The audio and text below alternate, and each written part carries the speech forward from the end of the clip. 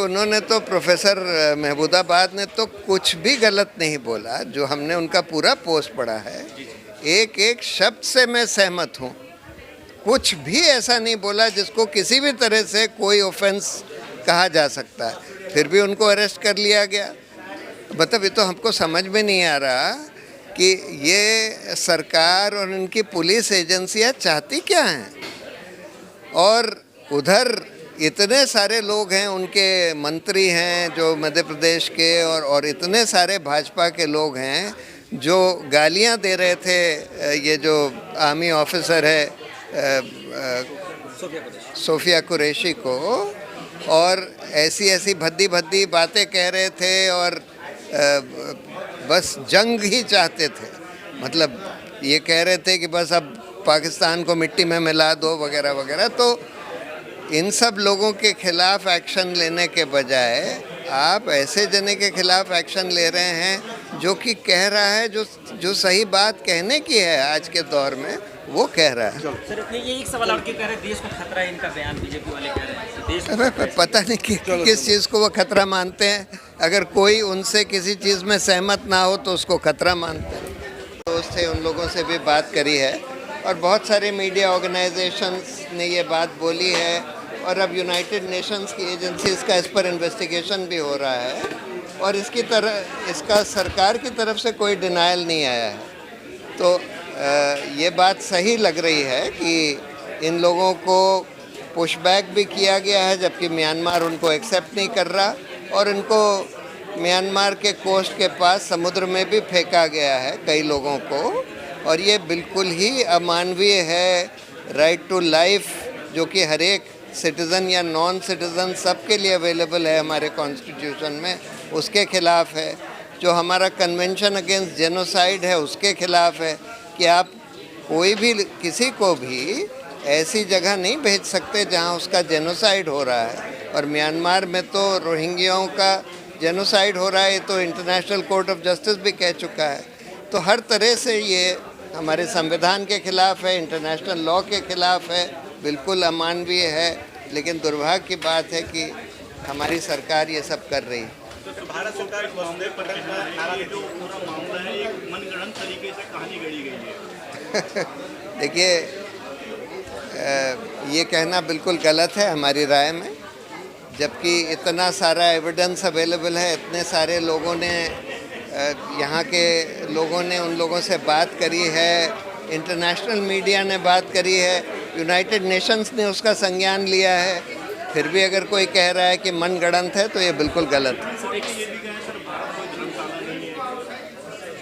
देखिए, हिंदुस्तान तो अपने आप को प्राइड करता है कि भाई वसुधैव कुटुंबकम, हम यहाँ पर सब लोगों को, पूरे विश्व को अपना ये हिंदुस्तान सबका घर है। दूसरी बात, हिंदुस्तान दुनिया की सबसे बड़ी डेमोक्रेसी है।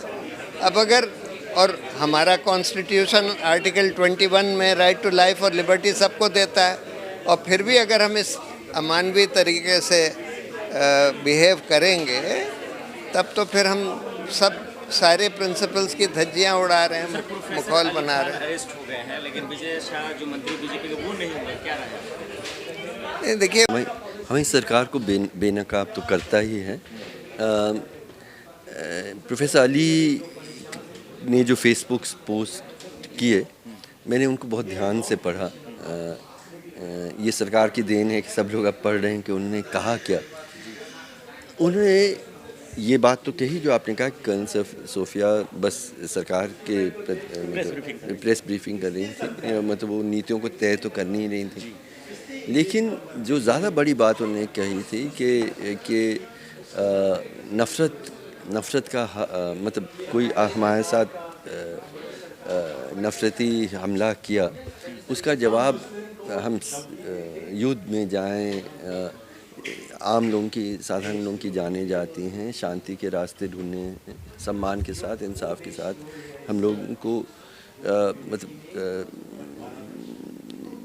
युद्ध में, लड़ाई में जो खून बहता है, वो साधारण लोगों का खून बहता है, उसमें हम और दूसरे किस्म के हल ढूंढने।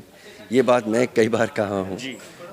हर चीज़ जो उन्होंने कहा है, मैंने बहुत बार कहा है और बुलंदी से कहा है, लेकिन क्या कारण है कि उनको ना सिर्फ आपने मतलब अपराधी बनाया, बल्कि आपने कहा है सेडिशन उनके मतलब देशद्रोह की वो जिम्मेदार हैं और नफ़रत फैलाने के लिए ज़िम्मेदार हैं। मुझे लगता है कि वो देश से उन्होंने देश के प्रति बहुत प्रेम और श्रद्धा का प्रदर्शन किया है, क्योंकि वही देश इकट्ठा रह सकता है जहाँ पे नफ़रत नहीं हो सकती।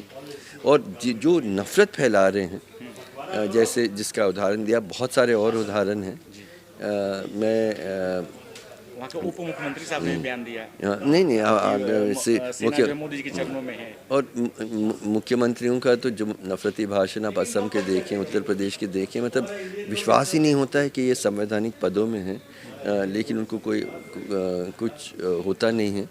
अभी दिल्ली में जो बहुत बड़ा ये दंगे हुए थे 2020 में, तो मैं पिटिशन लेके जैसे मुरलीधर के दिल्ली हाई कोर्ट में गया था कि एफआईआर तो दर्ज हो जिन लोगों ने नफरती भाषण दिए। तो हम सब जानते हैं कि उन्होंने मतलब जो सरकार की तरफ से उन्होंने कहा है हम सही वक्त पे तय करेंगे कब एफआईआर दर्ज करना है, और उसी रात को जस्टिस मुरलीधर को उस पद से हटाया गया। 5 साल निकल गए, वो सही वक्त नहीं आया कि जिन्होंने नफरती भाषण दिए जिससे दंगा शुरू हुआ उनके खिलाफ एफआईआर तक दर्ज नहीं हुई। और इतना इंतज़ार किया कि उनमें से एक अब जो नफरती भाषण जिन्होंने किया वो आज मंत्री हैं दिल्ली सरकार के, और ना सिर्फ मंत्री हैं बल्कि लॉ एंड जस्टिस के मंत्री हैं जिन्होंने नफरती भाषण दिया। तो सरकार के जो दोहरी चेहरे जो है, इसका कारण क्या इसके पीछे कि जब यही बयान दो लोगों ने दिए, इसका कारण बहुत साफ है। हमारी सरकार जो आज बैठी है, मैं नहीं मानता कि संविधान के मूल्यों से वो उसके मुताबिक उनको काम करना है, ऐसा वो नहीं कर रही है। वो एक आइडियोलॉजी से प्रेरित है, वो आइडियोलॉजी संविधान के मूल्यों के बिल्कुल विपरीत है, और उस आइडियोलॉजी के पे काम करने के कारण से हम लोग यहाँ पर